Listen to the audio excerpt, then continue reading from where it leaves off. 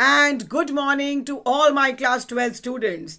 धमाकेदार स्वागत आप सबका इंग्लिश बाय कोमल। आप सबके एग्जाम्स खत्म हो गए हैं और अगर आप मस्ती के मूड में हैं तो रुक जाइए, क्योंकि ये मस्ती तब होनी चाहिए when you can actually get the admission in your dream college. You have to hit the target. और जो अपने टारगेट, अपने लक्ष्य को नहीं समझेगा वो अभी तो एंजॉय कर सकता है, मगर बाद में क्या होगा।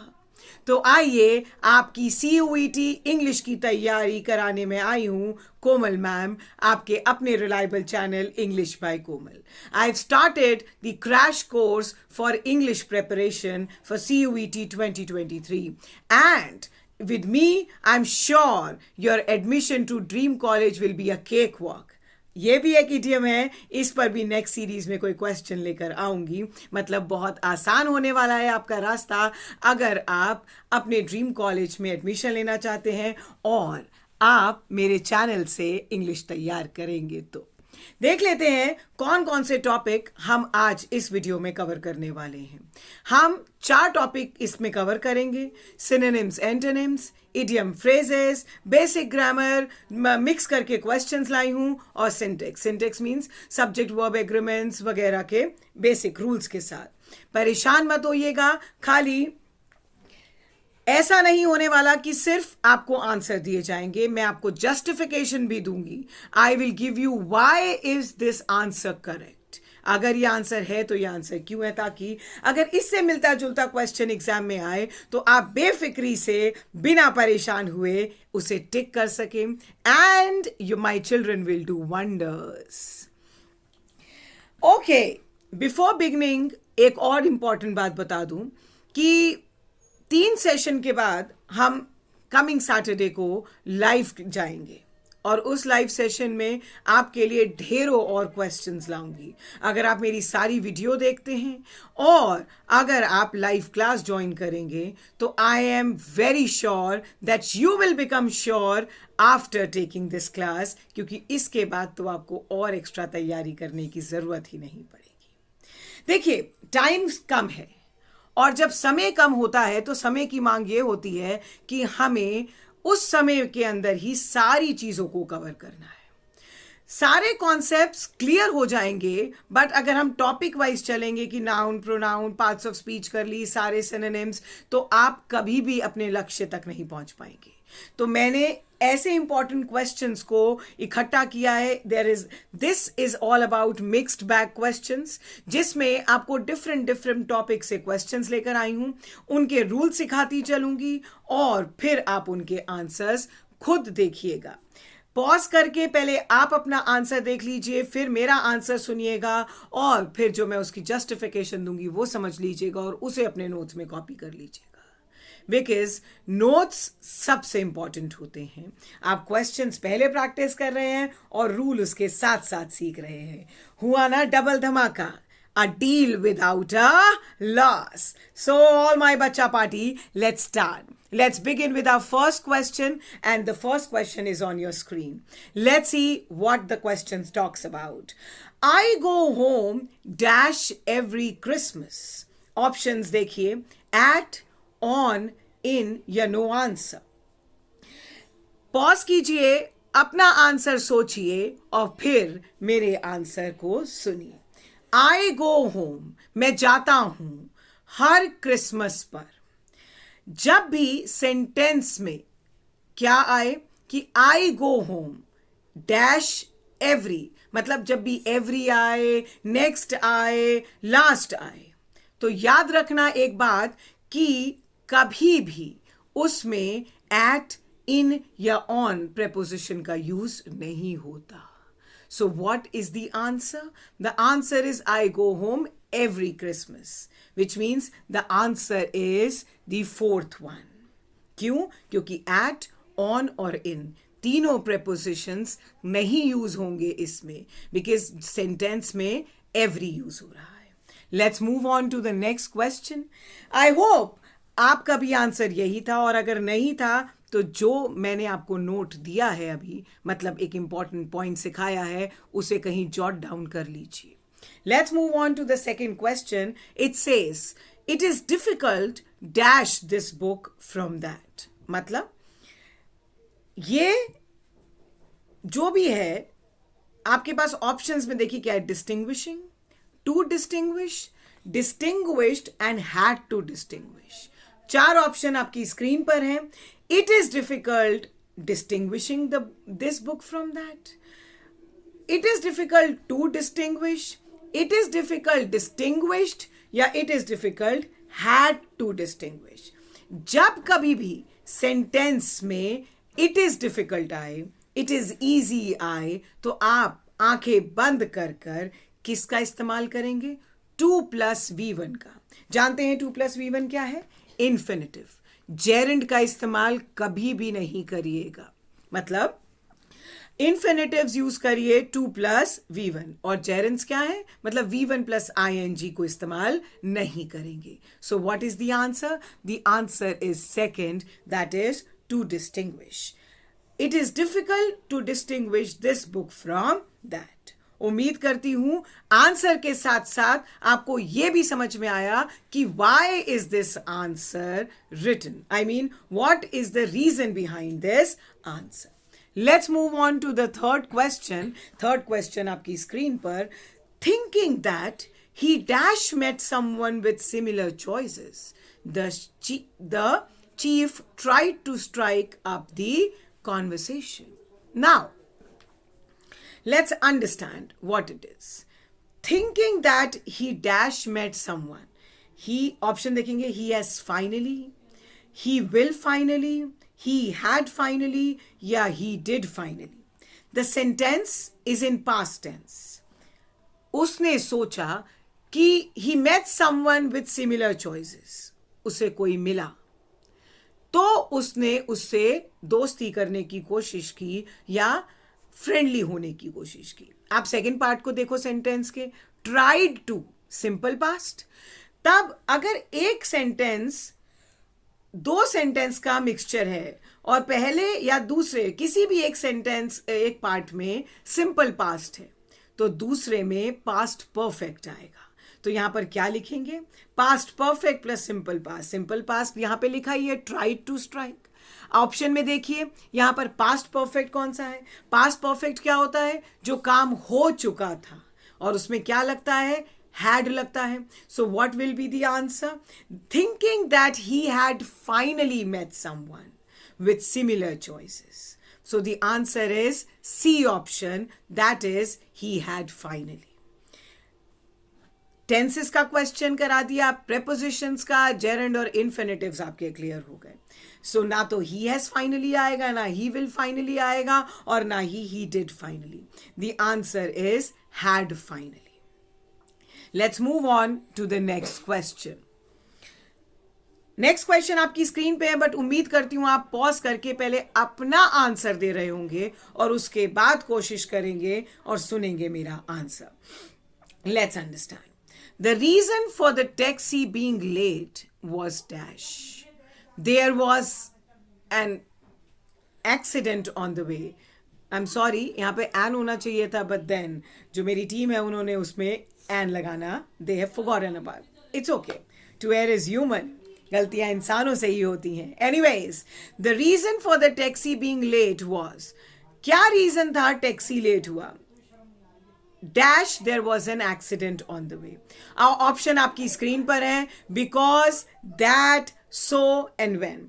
एक और चीज सिखाती हूं, जब भी सेंटेंस में द रीजन हो तो आप समझ जाइएगा कि वाई के बाद, मतलब the reason for the taxi being late was, that लगेगा।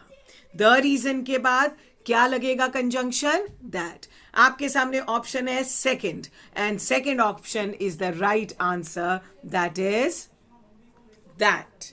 So the reason for the taxi being late was that there was an accident on the way.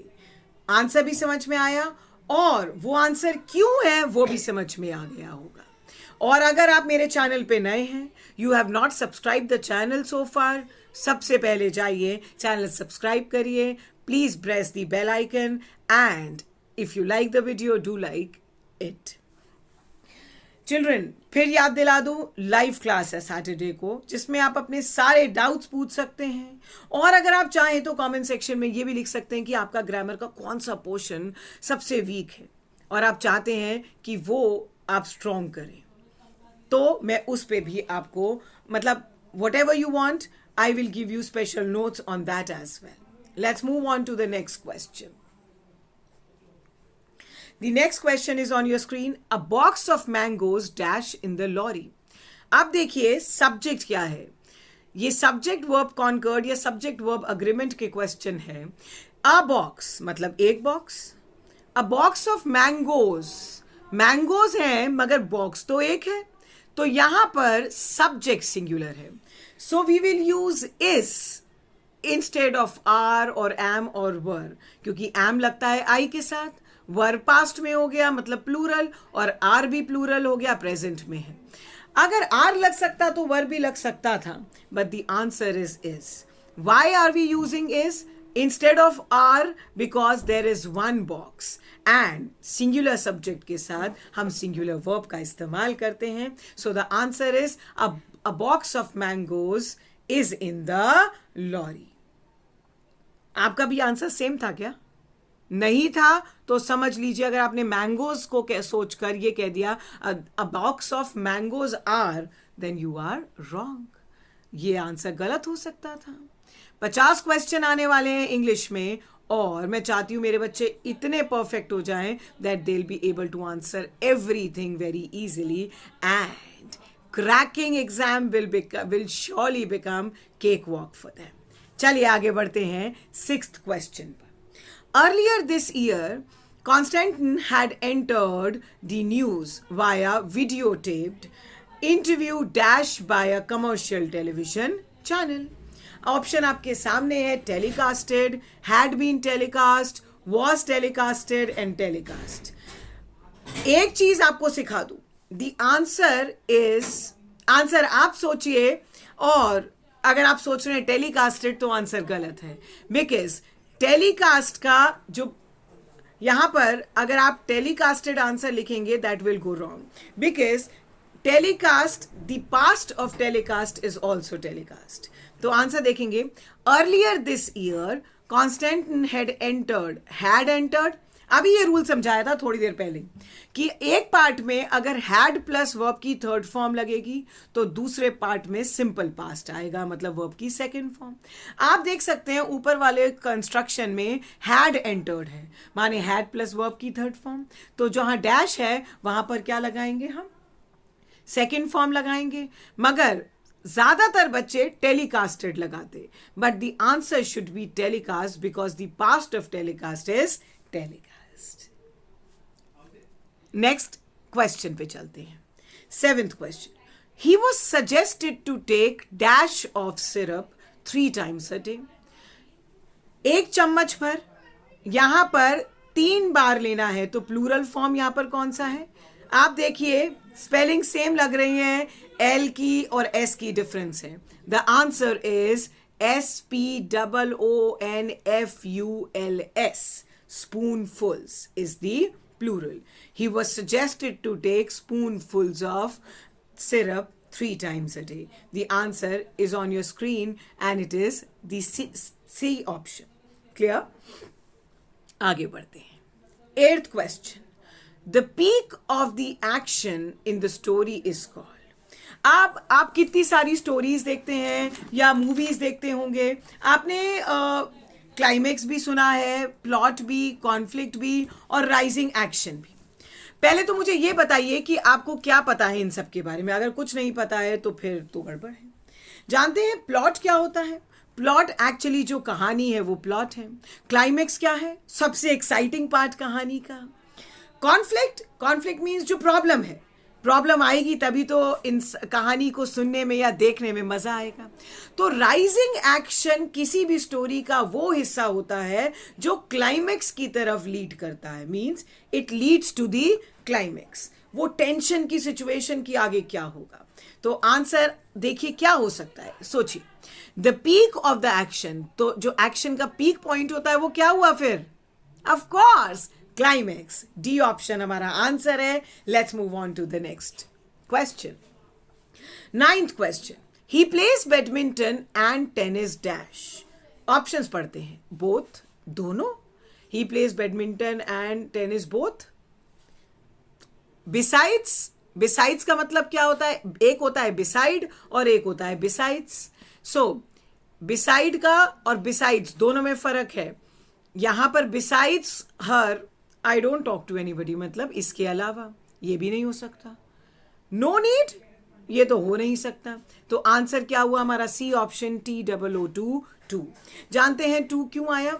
To का मतलब होता है in addition too. So he plays badminton and tennis too, मतलब ये भी badminton के अलावा वो टेनिस भी खेलता है.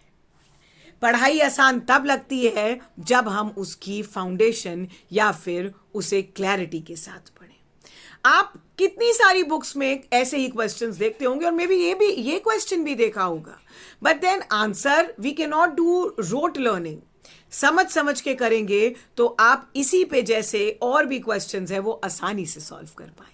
Let's move on to the next question, and the question number 10 is on your screen. It says the parents seldom live with their children. यहाँ पर the parents seldom live, yeah, there are some parents who seldom live with their children and come to meet them dash. कुछ parents हैं जो बच्चों से बहुत कम मिलते हैं. आपकी स्क्रीन पर देखिए ऑप्शंस क्या क्या है. Keep at arm's length, keep an arm length. अब मैं इन चारों के मतलब समझा देती हूं. तो खाली एक ही नहीं, आप 4 नए वर्ड सीख रहे हैं, इडियम सीखेंगे, phrases. Keep at arm's length का मतलब क्या होता है? To avoid. And with a high hand का मतलब क्या होता है? क्रूरता से, rudely. Alpha and omega means the beginning and the end. Option बचा once in a blue moon, means कभी कभार. तो आंसर 4th है. The parents seldom live with their children and come to meet them कभी कभार, मतलब once in a blue moon. चारों के चारों इडियम्स आपको समझ में आ गए हैं. अब इनमें से कोई भी अगर आपके क्वेश्चन CUET में आता है इन सारे वर्ड्स में से, तो आपके पास इजीली आपके दिमाग ने कैप्चर कर लिया है कि ये है. बार बार देख लीजिएगा, एक बार देखने से नहीं होगा तो. बट कल फिर से नेक्स्ट वीडियो आएगी तो उसकी भी प्रैक्टिस साथ करते रहिएगा. और सैटरडे को लाइव क्लास में आना मत भूलिएगा. और फिर बता दूं, अगर कोई भी डाउट हो तो कमेंट सेक्शन में लिख दीजिएगा कि आप कौन से और ग्रामर सेक्शन पे क्लास चाहते हैं. Let's move on to the 11th. Which one is the correct spelling of something that. यहां पर मैंने डैश के आगे क्वेश्चन का पार्ट नहीं है, मगर सुनिएगा. Something that is taking part in a very, मतलब कोई आपका मकसद है जिस मकसद को आप पूरा करना चाहते हैं, तो उसमें से कौन सा ऐसा शब्द है इन चारों ऑप्शन में जो उसको बताता है. स्पेलिंग्स देख लीजिए, स्पेलिंग्स देखते ही आप समझ जाएंगे. शैंपेन तो 4th ऑप्शन है, वो तो वाइन है, वो तो हो ही नहीं सकता. अब वो 3 ऑप्शन है कैंपेन, तो कैंपेन की कौन सी स्पेलिंग सही है? CAMPAIGN, that is B. जानते हैं, अगर चीजें डिफिकल्ट लगने लगे ना और आपको लगे कि ऑप्शन नहीं समझ में आ रहा क्या है, सबसे पहले द बेस्ट पार्ट इज कि पहले तो उन 2 आंसर्स को स्ट्राइक आउट कर दो, हटा दो, जो ऑप्शंस आपको ऐसा लगता है तो बिल्कुल नहीं हो सकता. क्योंकि अब आप चारों को वे करते रहोगे तो आपका टाइम जाएगा, खेल ही समय का है. तो पहले वे करने से पहले बिल्कुल जो नजरअंदाज करने लायक है उन्हें हटाओ, और फिर जो 2 ऑप्शंस बचे हैं उन पे टाइम लगाकर उनमें से आंसर सेलेक्ट करो. Let's move on to the 12th question. He is very rich, so he is called as, yes, so people call him dash. Yeah, so he can be called as. फिर से मेरी team ने एक छोटी सी mistake कर दी, but चलेगा. मैंने आपको सही बता दिया. He is very rich, full stop, so he can be called dash. अब देखिए चारों वर्ड्स के मतलब भी समझा दूं. अंडर प्रिविलेज क्या होता है? A person having no money and no opportunity. Destitute का मतलब विदाउट एनी मनी, बेघर, बेबस, पैसा नहीं, और हेल्पलेस भी तो लाचार होता है. मतलब तीनों एक ही सिनोनिम है किसके? जिसके पास पैसा नहीं, अपॉर्चुनिटीज नहीं. तो आंसर है कौन सा? B, prosperous. Prosperous means successful, flourishing financially. So he is very rich, so he can be called prosperous. Clear? Let's move on to the 13th question. पहले अपने आप को टेस्ट करिए आपको कितना आता है. 13th question says, next video में आपको डिफरेंट सैम्पल पेपर्स के इंपॉर्टेंट क्वेश्चंस भी लेकर आऊंगी. रीडिंग कॉम्प्रिहेंशन इस आज जो 4 क्वेश्चंस लिए उनके अलावा नेक्स्ट वीडियो में नए तरीके के क्वेश्चंस भी आएंगे. Right the correct spelling of tuition. आपके पास बहुत सारी स्पेलिंग आपको स्क्रीन पे दिखाई दे रही है, बट ट्यूशन की करेक्ट स्पेलिंग क्या है? बहुत सारे लोग गलत करते हैं. इनफैक्ट मैं भी जब क्लास लेती हूँ मैं पूछती हूँ भाई तुम ट्यूशन की स्पेलिंग बताओ भाई सबसे पहले. So what do they answer? वो आपके सामने है क्या क्या स्पेलिंग्स बोलते हैं. But the correct spelling is TUITION. TUITION. And आप देख सकते हैं कौन सा ऑप्शन है. TUITION, the fourth option. Let's move on to the 14th question. I am sure neither the house nor its content dash for sale. Answer are, was, is या has. Subject verb agreement concord या फिर syntax का question. Answer होगा, देखिए जब भी कोई sentence neither nor either और से जुड़ा होता है तो आप देखेंगे कि नॉर के साथ वाला जो सब्जेक्ट है वो क्या है. अगर वो सिंगुलर तो वर्ब सिंगुलर, वो प्लूरल तो वर्ब प्लूरल. मतलब नॉर के बाद प्लूरल सब्जेक्ट है. आप देख सकते हैं नॉर इट्स कंटेंट, और प्लूरल सब्जेक्ट के बाद तो हमेशा प्लूरल वर्ब ही लगेगा. सो नाइदर नॉर और आइदर और को चेक करना है, और अगर वो सेंटेंस में है तो पहला सब्जेक्ट नहीं देखेंगे, हम दूसरा सब्जेक्ट देखेंगे.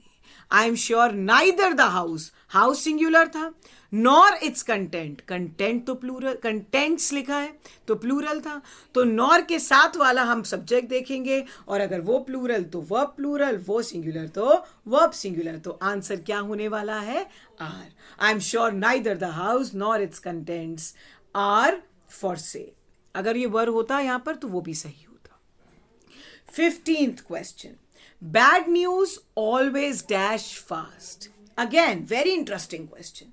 न्यूज के पीछे एस लगा है. कई सारे ऐसे नाउन्स जिसके पीछे एस लगा होता है, इसका मतलब ये नहीं कि वो प्लूरल सब्जेक्ट हैं और उनके साथ आप वर्ब प्लूरल लगाएंगे. No. News, maths, physics, stats, S लगा है बट दैट डजंट मीन कि वो प्लूरल है. ठीक उसी तरह बैड न्यूज ऑलवेज, तो यहां पर आंसर क्या आएगा? स्प्रेड्स. क्यों आएगा spreads? Because news is singular and thus we will write down the verb which is singular. And singular is, singular के साथ हम क्या लगाते हैं? एस या फिर ES. सो देखिए आंसर सी आंसर आपका सही आंसर है. That is spreads. Let's move on to the question number 16. Find the correct synonym of insane. अब सेल, ये सेल नहीं होना चाहिए था, यहां पर SANE सेन होना चाहिए था. Sane means normal. Aggravated, aggravated means किसी चीज को वर्स बना देना, मतलब बैड से वर्स बना देना. विटी, विटी माने इंटेलिजेंट. ऑप्शन क्या बचा हमारे पास? मैनियक. मैनियक का मतलब क्या होता है? क्रेजी होना, इनसेन होना. सो चारों वर्ड्स के मतलब भी समझ में आ गए और आपको पता चल गया कि करेक्ट सिनोनिम इसका कौन सा है. That's maniac. Let's move on to question number 17. To play second fiddle. अब सेकंड फिडल का मतलब क्या होता है? किसी को भी कम इंपॉर्टेंस देना या किसी को भी ऐसे ट्रीट करना कि वो आपके सामने कम है या उसकी कोई वैल्यू नहीं है. चारों ऑप्शंस आपकी स्क्रीन पर हैं. To do back seat driving, इससे तो नहीं पता चलता है. To support the role and view of other person. भाई जब टू प्ले सेकंड फिडल का मतलब है कि आप किसी को कम इंपॉर्टेंस दे रहे हो तो ये नहीं हो सकता. To reduce importance of one senior, yes, none of these नहीं है. The answer is the C option that is on your screen. Let's move on to question number 18. What is question number 18 about? The childless couple dash on Saturdays. Is option देखते हैं. To open gate. अब to open. to let everyone come in? The childless couple to let everyone come in? नहीं. The childless couple to give free lunch? No. आगे, the childless couple dash on Saturday. मतलब the childless couple dash to ready to welcome guests. किसी visitor का स्वागत करने को कहते हैं to ready to welcome guest. So, on Saturday. ये क्वेश्चन उन्होंने थोड़ा सा गलत कर दिया है यहाँ पर. लिख लीजिएगा यहाँ पर to ready to welcome guest का जो मतलब होता है वो होता है to keep an open house. So the answer should be the childless couple kept an open house on Saturday. Let's move on. He is senior dash me. Good question. जब भी सेंटेंस में सीनियर आए, junior आए, superior आए या inferior आए, so what are you going to do? Answer will always be TO2. Means senior, junior, superior के बाद inferior के बाद to आता है, then नहीं. Generally लोग क्या करते हैं, then लगा देते हैं. That's wrong. He is senior to me. He is senior then नहीं, he is senior by नहीं, he is senior once नहीं. So the answer is TO2. He is senior to me. देखते हैं लास्ट क्वेश्चन क्या बात करता है. Bajra is not so popular than many other cereals. Adjectives पढ़े हैं ना, पॉजिटिव, कंपैरेटिव और सुपरलेटिव डिग्री. पॉजिटिव डिग्री क्या होती है, जहां पे कोई कंपैरिजन नहीं होता.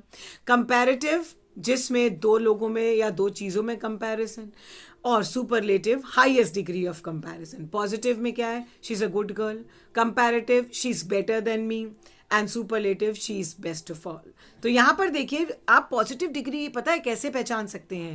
As dot dot dot as, so as. ये तरीका होता है पॉजिटिव डिग्री को समझने का. आप देखो bajra is not so popular than many other cereals. अब as popular than positive degree किससे बनाते हैं, नो चेंज. तो is not so popular than तो हो ही नहीं सकता. तो क्या आएगा, एज पॉपुलर as. जैसे she is as innocent as her mother. So what will be the answer? The answer is third. मतलब as popular as. Bajra is not as popular as many other serials. Hope you liked it. Do wait for the next video that will be tomorrow. But Saturday को live class है और भी बहुत सारे questions आपके साथ share करने वाली हूँ कल. Comprehensions, synonyms, idioms and phrases और jumbled words, सारी चीजें जो आपके लिए आपके सपने को पूरा करने में मददगार होंगी. Bye for now. God bless you all. Take care and don't forget to like, share and subscribe my channel English by Komal. Take care. God bless.